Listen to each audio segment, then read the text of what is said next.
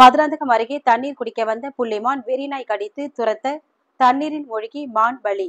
செங்கல்பட்டு மாவட்டம் மதுராந்தகம் அடுத்த பெரும்பாக்கத்தில் சுமார் 2 கிலோமீட்டர் தூரத்தில் பெரும்பாக்கம் எல்லைக்கு உட்பட்ட வனப்பகுதி உள்ளது. அதன் அருகாமையில் குடிநீருக்கு ஆதாயமான ஏரி உள்ளது.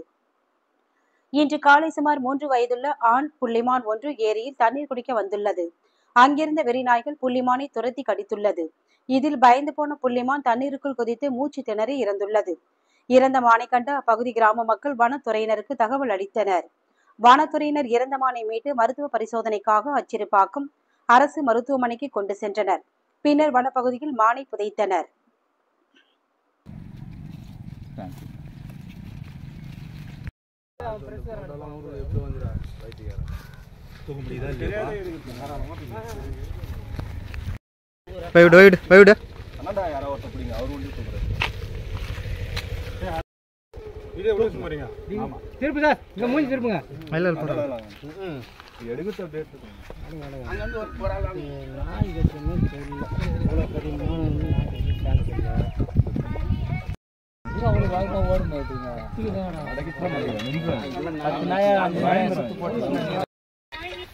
போலாங்களா?